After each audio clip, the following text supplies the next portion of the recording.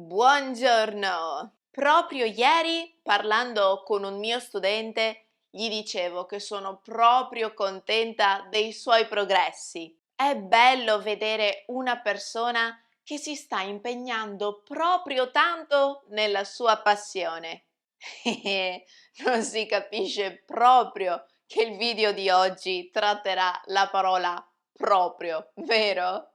Ciao a tutti! Se non mi conoscete, lasciate che mi presenti. Sono Susanna, insegno online l'italiano agli stranieri dal 2014 e oggi sono qui, nel mio canale YouTube, a chiedervi: ma voi sapete quando usare proprio? È una bella domanda in realtà, perché proprio può presentarsi in diversi contesti. Che dite? Cominciamo il video e impariamo meglio quando e come usare proprio in italiano? Prima però lasciatemi ricordare che le porte della mia accademia sono sempre aperte per voi. Cos'è l'accademia? Ecco una veloce spiegazione. Having a hard time learning the Italian subjunctive verb mode? Have you been studying Italian grammar for a while now, but are still unable to hold a conversation? Don't worry. These difficulties can be easily overcome with a constant method, like the Accademia that Arcos Academy offers. The Accademia will accompany you step by step in your Italian learning path by following 4 key points. Boost your grammar. Improve your Italian listening and comprehension skills. Check with exercises. All with consistency, but at your own pace. What about speaking? With Accademia, you can experience Italian from A to Z, and you can also improve your conversation skills. It doesn't matter if you're beginner, intermediate, or advanced. In Accademia, you will find useful material for all levels. Join Accademia and learn Italian for real. Click on the link in the description. Rimarrete sorpresi di quanto spesso proprio sia la parola adatta alla situazione in cui vi trovate. Perché? Perché proprio può essere usato in tantissime situazioni, così tante che a volte è facile rimanere un po' confusi. Ecco perché cercherò di schematizzare velocemente i contesti in cui potrete utilizzare proprio. Aggettivo possessivo. Proprio è usato come aggettivo possessivo di terza persona solo se si riferisce al soggetto stesso della frase. Osserviamo delle frasi. Luca esce con la sua bici. Luca esce con la propria bici.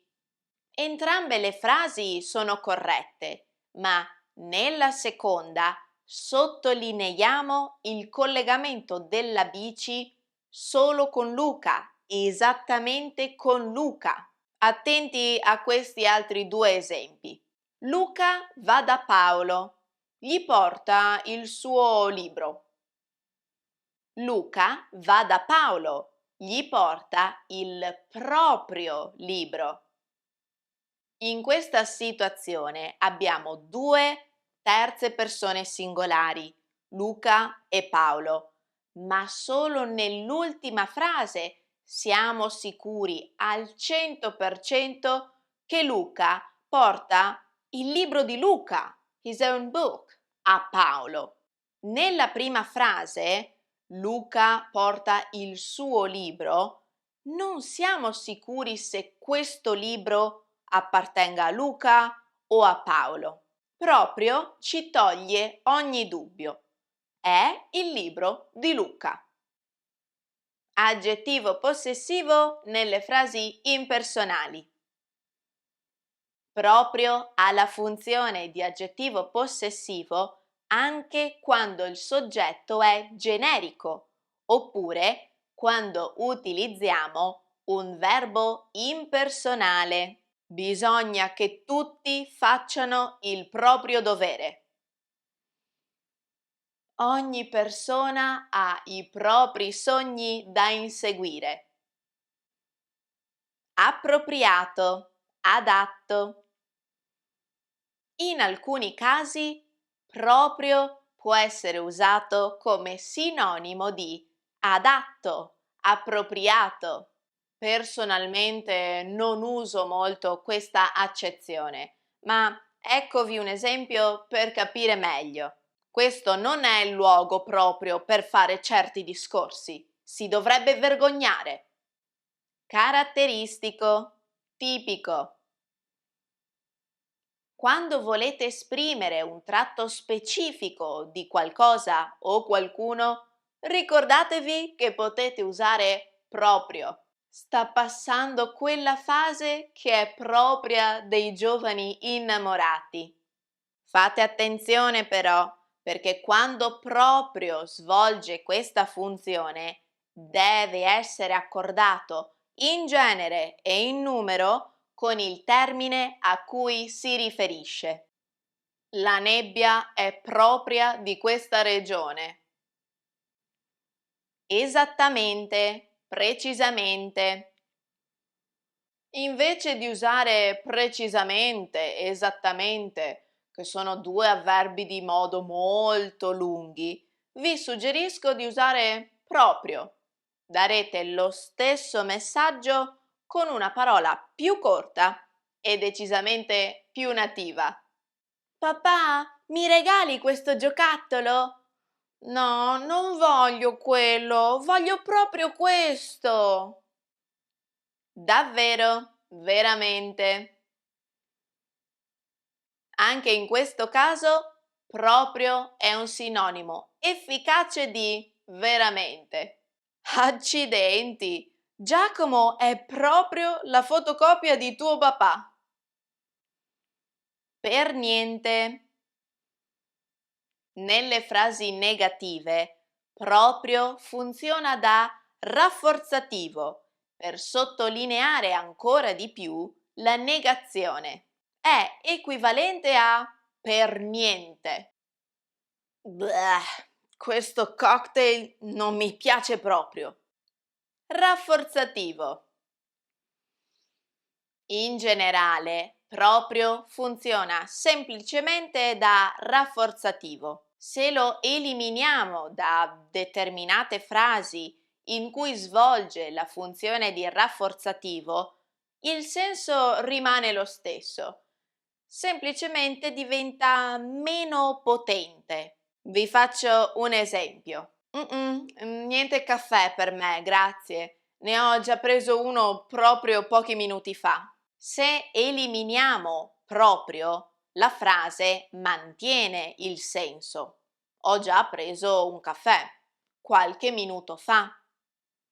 Un italiano, tuttavia, si accorge che con l'aggiunta di proprio stiamo rafforzando l'idea che è successo davvero da poco tempo. È una leggera sfumatura che però un madrelingua riesce a percepire e a registrare. Potremmo tradurla in inglese con just a few minutes ago.